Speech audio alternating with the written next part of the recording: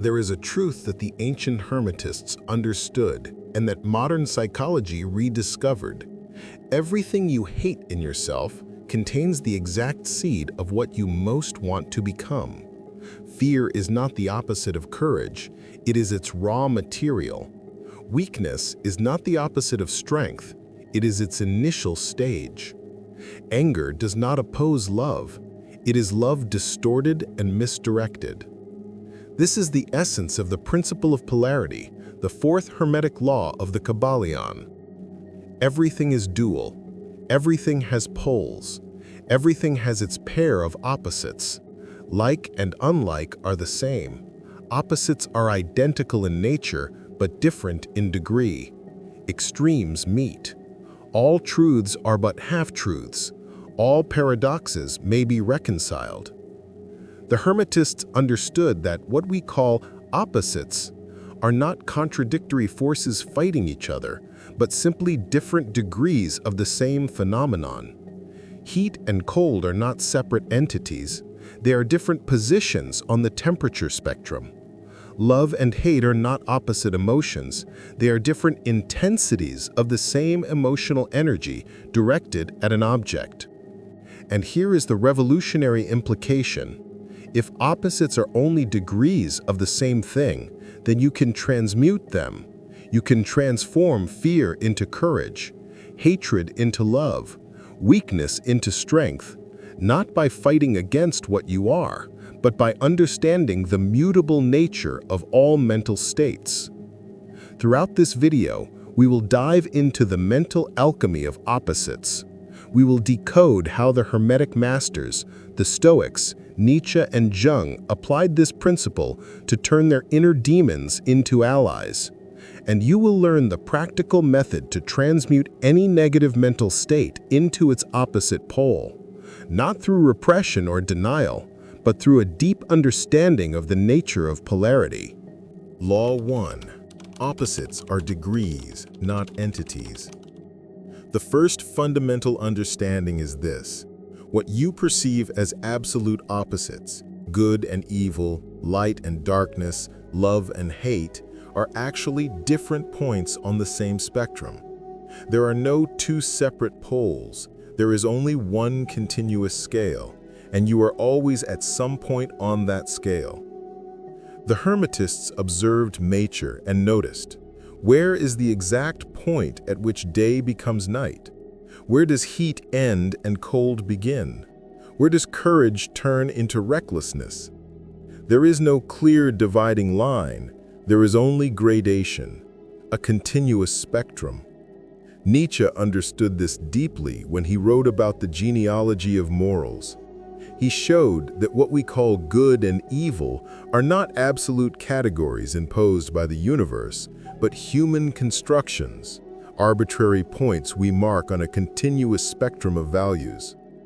What one society calls virtue, another calls weakness. What one era celebrates as heroism, another condemns as barbarism. Modern psychology confirms, emotions we consider opposites activate similar brain regions. Intense love and intense hate produce almost identical neural patterns. The difference is not in the nature of the emotion, but in its direction and intensity. Marcus Aurelius, the Stoic emperor-philosopher, faced one of the greatest betrayals in Roman history. Avidius Cassius, one of his most trusted generals, declared himself emperor while Marcus Aurelius was fighting at the front. Cassius spread rumors that Marcus Aurelius had died and quickly gained the support of several legions and eastern provinces. The natural reaction would be fury, thirst for revenge, absolute hatred. But Marcus Aurelius understood the principle of polarity even before the Kybalion was compiled. He knew that anger and compassion occupied the same emotional spectrum. In his meditations he wrote, "It is madness to expect bad men not to do wrong. That is asking the impossible. But to allow them to wrong others while expecting them not to wrong you is irrational and tyrannical." When Cassius was assassinated by his own soldiers, Marcus Aurelius did not celebrate. He ordered that all Cassius's letters be burned without being read to protect those who had conspired with him. He transformed the energy of betrayal, which would naturally produce vengeance, into its opposite pole, clemency. Not out of weakness, but out of an understanding that vengeance and forgiveness are degrees of the same force directed in different ways. You feel anxiety before an important presentation. Your body is accelerated, your hands sweat, your heart races. The automatic interpretation is, I'm afraid, I'm not capable. But here is the truth the principle of polarity reveals. The physical sensation of anxiety is identical to the physical sensation of excitement. It is the same activation of the sympathetic nervous system. The difference lies only in the story you build about these sensations. Elite athletes understand this. Before decisive competitions, they experience the same sensations that amateurs interpret as panic. The difference, they have learned to reinterpret these sensations as preparation, as useful energy, as competitive excitement. Same physiology, opposite interpretation, completely different result. The arsenal. Practical exercise, the polar reinterpretation technique. Next time you feel an emotion you judge as negative, pause. Don't try to suppress it or deny it. Instead, ask, what is the opposite pole of this emotion? And what would it be like to experience that opposite pole right now? If you feel fear, ask, what would it be like to feel courage in this exact moment, with this same energy in my body? If you feel anger, ask, what would it be like to direct this same emotional intensity toward compassion? The alchemy is not in eliminating the energy, it's in transmuting it along the spectrum. Law 2. The shadow contains the gold. What you most reject in yourself contains exactly the quality you most need to develop. Your shadow, the set of traits you deny, repress, and project onto others, is not your enemy. It is your mentor in disguise. Carl Jung spent decades studying the unconscious and came to a disturbing conclusion. We do not reject our negative traits because they are bad. We reject them because they are powerful, and we don't know how to handle that power. The man who represses his aggressiveness doesn't do it because aggression is always evil. He does it because at some point in his formation, he learned that expressing aggression was dangerous or unacceptable. So he buries it. But the energy doesn't disappear. It ferments in the shadow, emerging as pathological passivity, chronic resentment, or irrational outbursts of rage. Jung wrote, "I would rather be whole than good." He understood that integration, not repression, is the path to individuation. And integration means recognizing that each flaw contains a distorted virtue waiting to be calibrated. The Hermetists expressed this through the principle of polarity. At the extreme of every vice lies its corresponding virtue. Excessive pride and pathological humility are the same spectrum. The work is not to eliminate pride, but to find the point of balance. Healthy dignity, self-confidence without arrogance. Friedrich Nietzsche was a man of fragile health, social isolation, and chronic suffering. He spent years of his life bedridden, wrestling with devastating migraines and constant nausea. By any conventional measure, he was weak, vulnerable, defeated. But Nietzsche did something extraordinary. He transmuted his suffering into revolutionary philosophy. In Ecce Homo, he wrote, "What does not kill me makes me stronger." not as an empty motivational slogan, but as a precise description of his method of alchemy. He took his physical fragility and turned it into intellectual strength. His loneliness became unique perspective. His suffering became psychological depth. Nietzsche's work on the Übermensch, Overman, did not come from a place of strength, but from transmuted weakness. He knew intimately what it meant to be at the lower pole of the human spectrum. And precisely because of this, he was able to map the path to the opposite pole with unparalleled clarity. Think of the people you criticize the most. That colleague you find too arrogant? That acquaintance you consider manipulative? That person you judge as lazy? Jung had a rule. What irritates you most in others is what you most repress in yourself. The man who criticizes arrogance excessively is probably repressing his own need for affirmation and recognition. The woman who hates manipulation in others may be denying her own social astuteness. The person who judges laziness may be repressing her legitimate need for rest.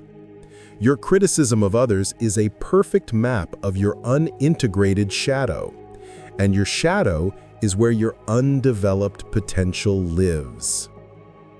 The arsenal, practical exercise, the shadow inventory.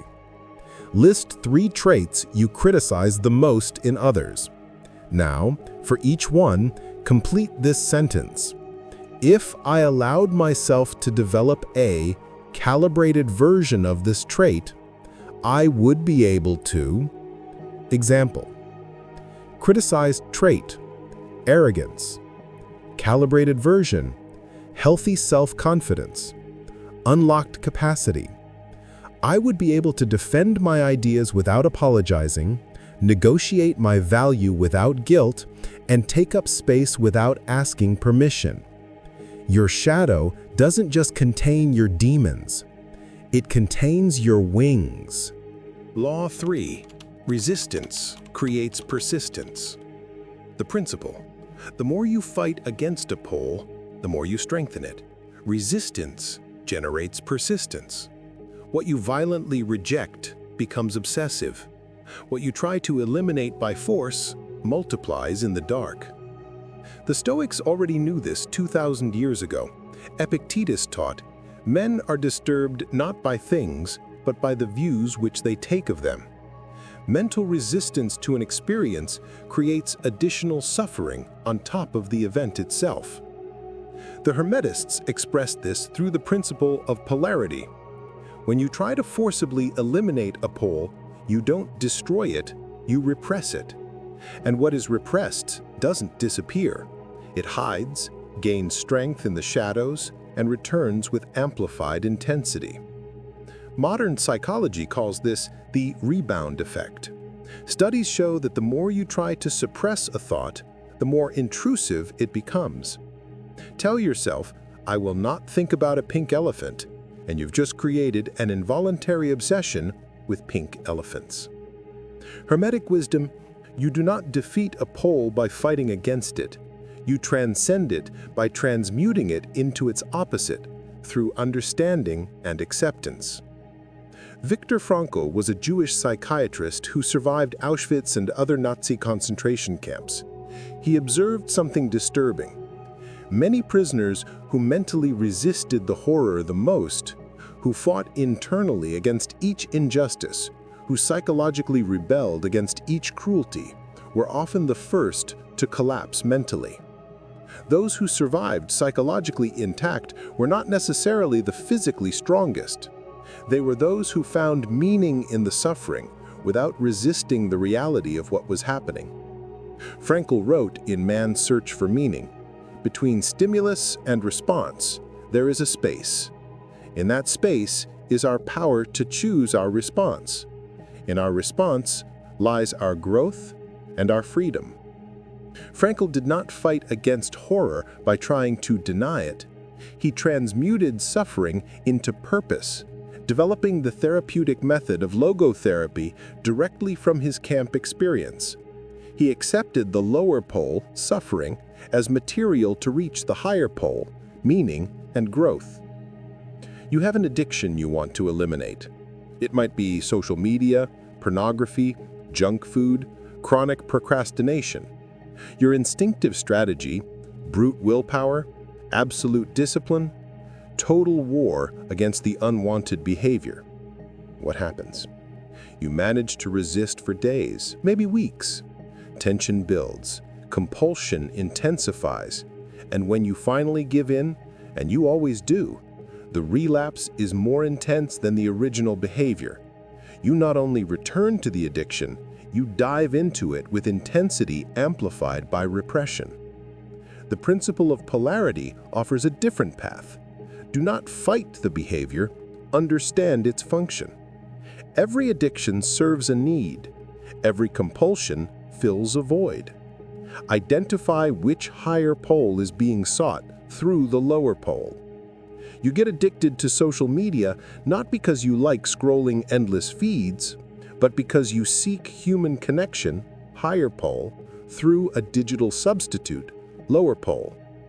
You procrastinate not because you are lazy, but because you seek relief from anxiety, higher pole, through temporary escape, lower pole. The arsenal. Practical exercise. Transmutation, not elimination.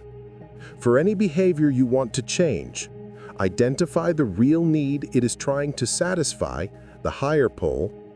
Ask, how can I satisfy this same need through a higher behavior? Replace, not repress. Offer your psyche a better path to the same destination. Example. Behavior, compulsive procrastination. Real need, relief from performance anxiety. Higher substitute, meditation, physical exercise, journaling, ways of processing anxiety directly instead of fleeing from it. Transmutation happens when you honor the need while elevating the method. Up to this point, we have explored the foundations, that opposites are degrees, that the shadow contains gold, that resistance generates persistence. You have understood the Hermetic theory of polarity and seen how masters of the past applied it. But theory without practice is dead philosophy. The Hermetists were not armchair theorists. They were practical alchemists of consciousness. They developed precise methods to transmute mental states. Now we enter the realm of applied alchemy, the advanced techniques of polar transmutation.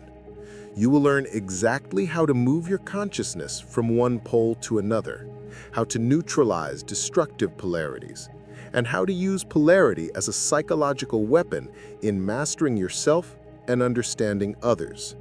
Prepare yourself.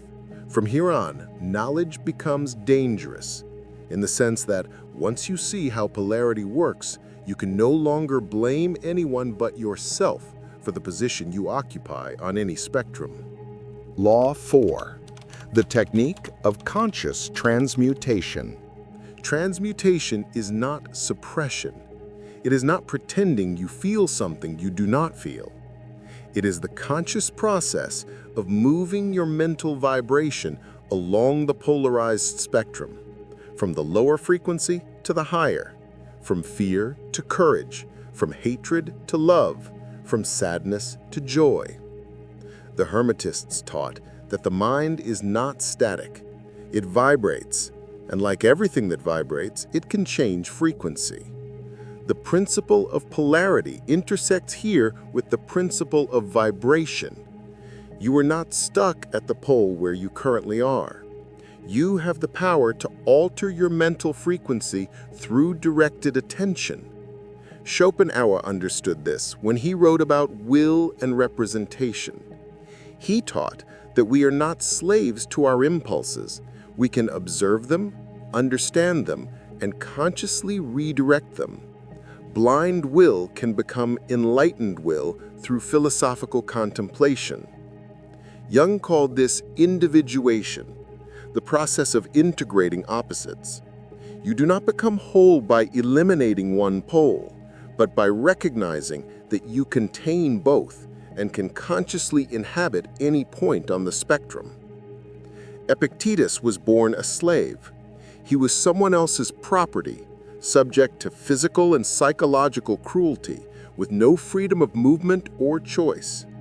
By any external metric, he occupied the lowest pole of the social spectrum. No power, no dignity, no autonomy.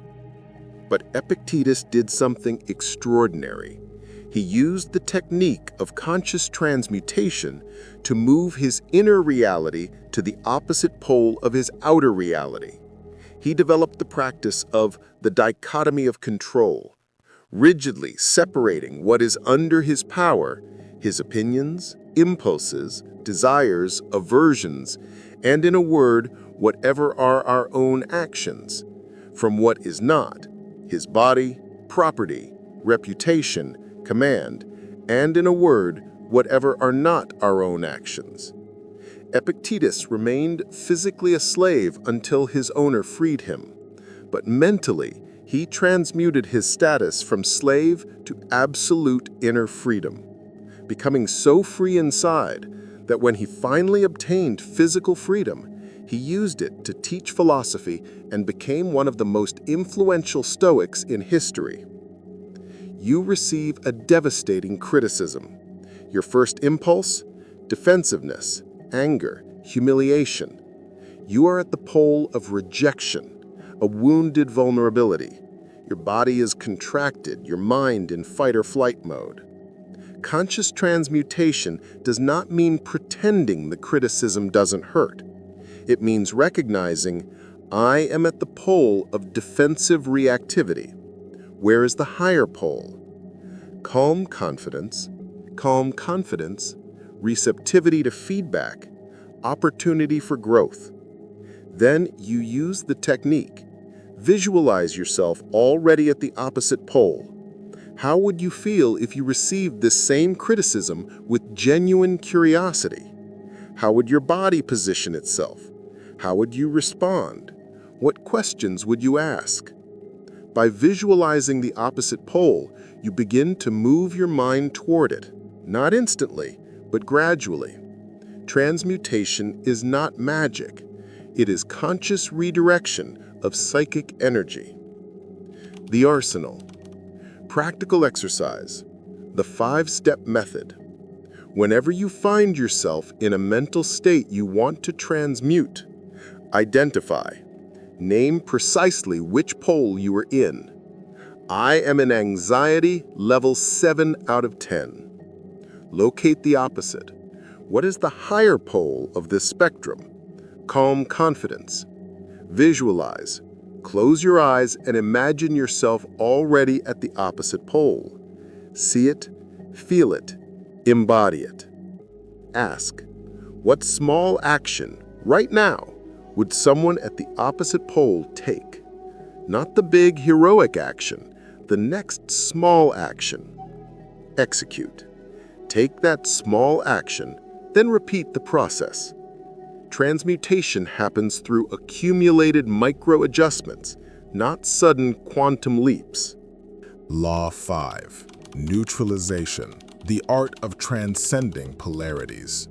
There is a state beyond polarity. It is not being stuck at one pole or the other, it is being at the center, the point of balance where you can observe both poles without being controlled by either. The Hermetists called this neutralization, the ability to rise above the polar plane to the plane of non-duality. The Kybalion teaches, the Hermetists advanced polarize themselves at the pole desired, and by the process of neutralization, they are able to escape the effects of the swing of the pendulum in consciousness. That is, they consciously choose to inhabit one pole when it serves a purpose, but they are not trapped in it when the pendulum inevitably swings. Nietzsche expressed this in Thus Spoke Zarathustra, when he wrote about amor fati, love of fate. It is not passive resignation. It is not naive optimism that denies suffering. It is the transcendence of the pleasure-pain polarity by embracing everything that happens as necessary and even desirable for your development. Buddhism teaches something similar through the concept of equanimity, not cold indifference, but conscious non-reactivity. You observe pain and pleasure arising and passing without identifying with either. Seneca, the richest Stoic of ancient Rome, held immense positions of power as advisor to Emperor Nero. But he also suffered forced exile, lost his fortune multiple times, and was eventually ordered to commit suicide by the same emperor he served. What is extraordinary about Seneca is how he navigated both poles, extreme wealth and forced poverty, absolute power and total powerlessness, with the same equanimity. In On the Shortness of Life, he wrote, "Life is long if you know how to use it." Even in his moments of greatest power, he did not delude himself about its permanence, nor in his moments of greatest suffering did he despair. When Nero finally ordered his death, Seneca faced forced suicide with philosophical calm. He used his last hours to console his wife and discuss philosophy with friends. He had neutralized the life-death polarity through decades of philosophical practice. Death was not the opposite pole of life, it was its natural conclusion. You are obsessed with success.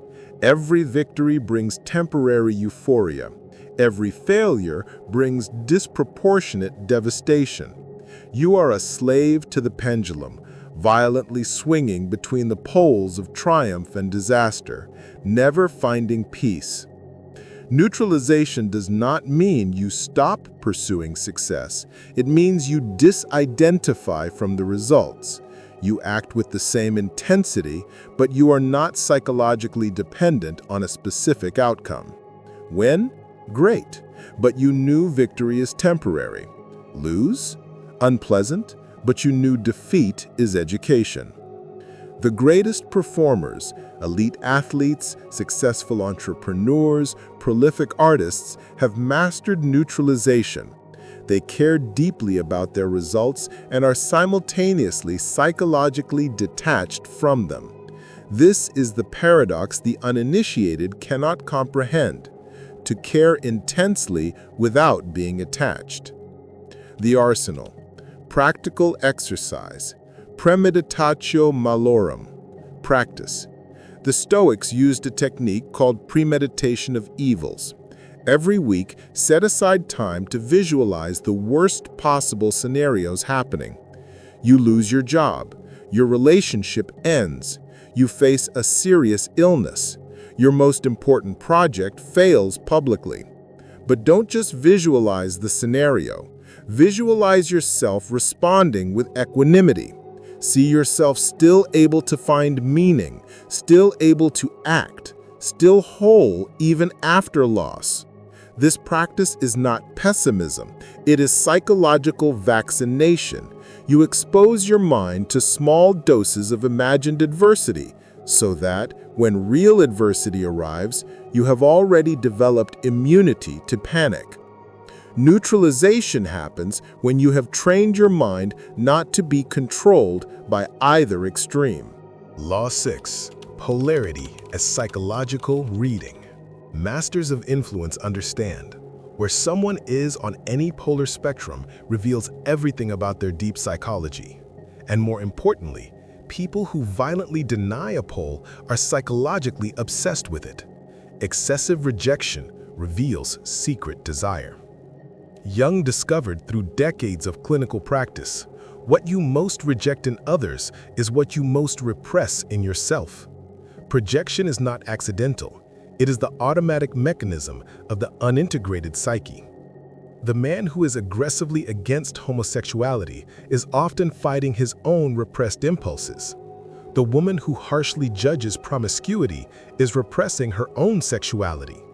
The person who criticizes material wealth with disproportionate intensity is denying his own desire for financial security. The Hermetists taught, Observe where someone puts excessive emotional energy, both positive and negative, and you have found their shadow, their hidden desire, their vulnerability point. This is influence applied. Whoever understands polarity can read people like open books. Sigmund Freud built his entire psychoanalytic theory around the understanding that manifest behavior, the visible pole, is often opposite to latent desire, the hidden pole. He observed that patients who developed inexplicable hysterical paralyses were not weak. They were people struggling against desires so powerful that their bodies had to sabotage them to avoid acting on them. A Victorian woman who developed hysterical blindness did not have defective eyes. She had sexual desires so intense and so conflicting with her conscious morality that her unconscious literally blinded her so she would not see objects of temptation. Freud understood, symptoms are solutions.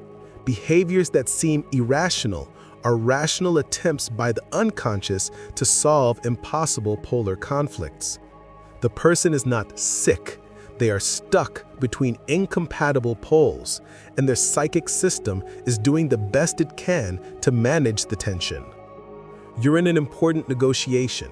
The person on the other side is being aggressively confident, speaking loudly, taking up physical space, making inflexible demands. Superficial reading, this is a powerful person who should be feared.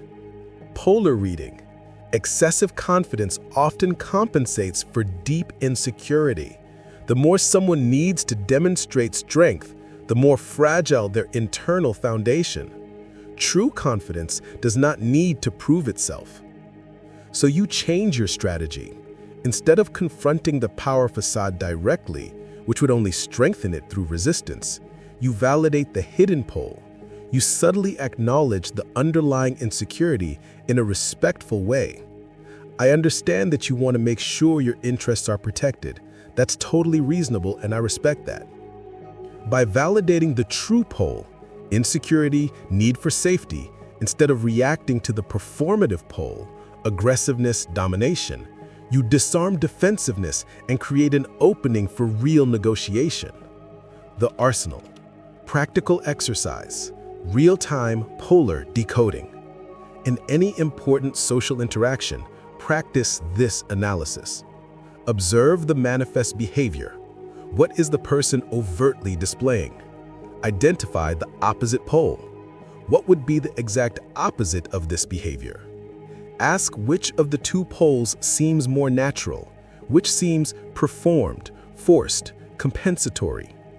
Test. Speak to the hidden pole, not directly, but through subtle validation, and observe whether the person opens up or becomes even more defensive. Examples. Someone being excessively humble, likely compensating for secret pride or fear of arrogance. Someone being excessively generous, likely compensating for repressed selfishness or buying validation. Someone being excessively skeptical, likely compensating for past credulity or fear of being deceived again. Masters of influence do not react to surface behavior. They read and respond to the deep polar structure. Law 7. Self-transmutation as destiny. The supreme application of the principle of polarity is not to control others, manipulate circumstances, or avoid suffering. It is this: to consciously transform yourself into the higher pole of each spectrum you inhabit, to make transmutation the conscious work of an entire lifetime. Nietzsche wrote, "One must still have chaos in oneself to be able to give birth to a dancing star." He wasn't being poetic. He was describing precisely the alchemical process. Stars are formed through immense pressure on apparent chaos. Diamonds come from common carbon under extreme pressure. And extraordinary human beings emerge through the conscious transmutation of ordinary experiences. The Kybalion teaches that the universe is mental. Everything is a creation of mind. If this is true, then your life is the practice field for mental mastery. Every challenge is an opportunity for transmutation. Every suffering is raw material for wisdom. Every weakness is undeveloped strength in larval form. The Hermetists believed that the final goal was not to escape polarity, but to master the art of consciously navigating it, to transmute lead into gold, fear into courage, ignorance into wisdom. Nelson Mandela spent 27 years in a cell on Robben Island. He was separated from his family, deprived of freedom, subjected to forced labor breaking stones, and kept in degrading conditions. Any normal person would emerge from this extreme pole of injustice with justified hatred, thirst for revenge, and a broken soul. Mandela did the opposite. He used those 27 years as a laboratory of conscious transmutation. He studied the language and culture of his oppressors. He practiced forgiveness daily, not as weakness, but as an exercise of power. The power to choose his response, even when he could not choose his circumstances. When he was finally freed, he did not seek revenge. He led an entire country through a transition from the lower polarity, racial hatred, violence, segregation, to the higher polarity, reconciliation, unity, restorative justice. He transmuted prison into preparation, suffering into wisdom, oppression into transformational leadership. His autobiography, Long Walk to Freedom, is not about passive resistance or victimization. It is a manual of conscious transmutation applied to the most extreme circumstances imaginable. Your current life contains multiple polar spectrums where you are positioned. Health, illness spectrum, where are you? Wealth, poverty spectrum, where are you? Wisdom, ignorance spectrum, where are you?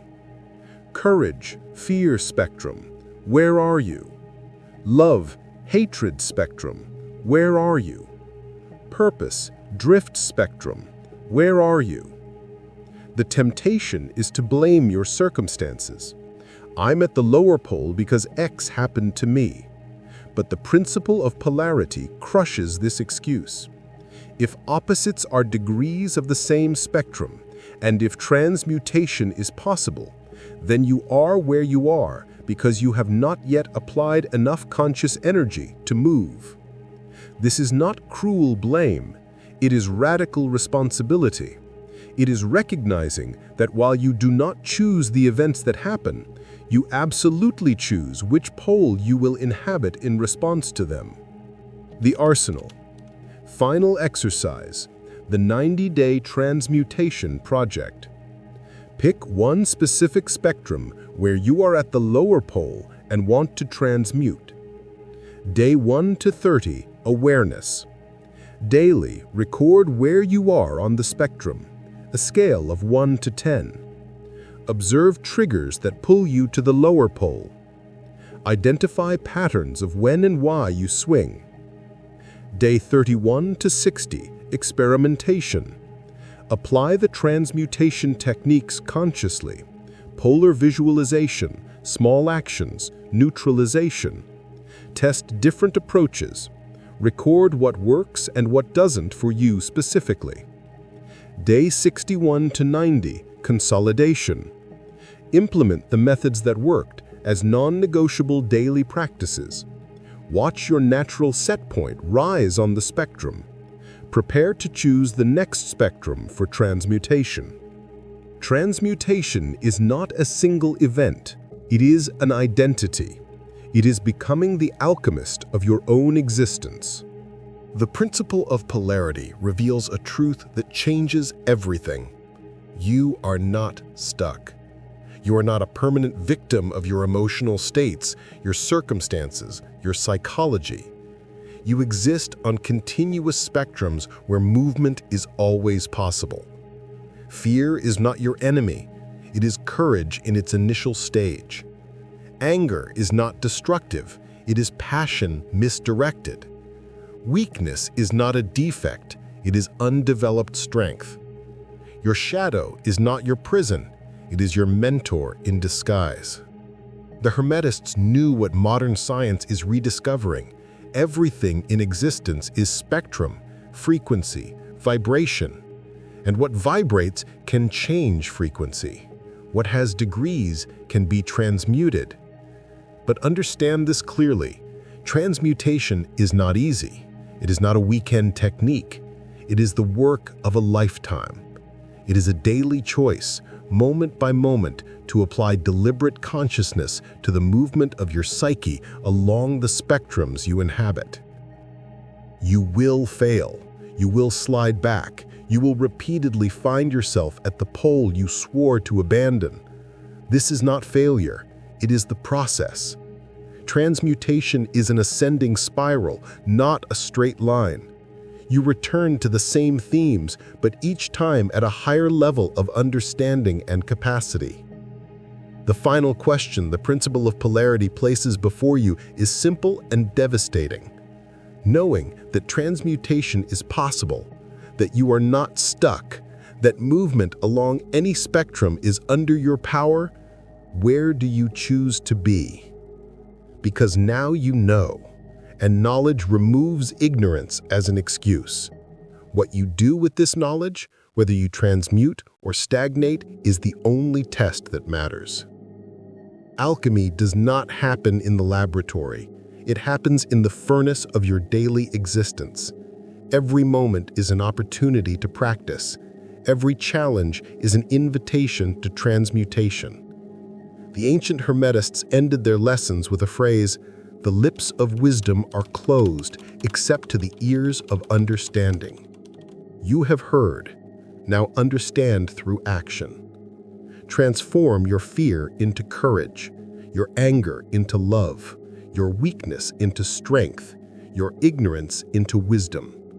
Be the alchemist of your own destiny.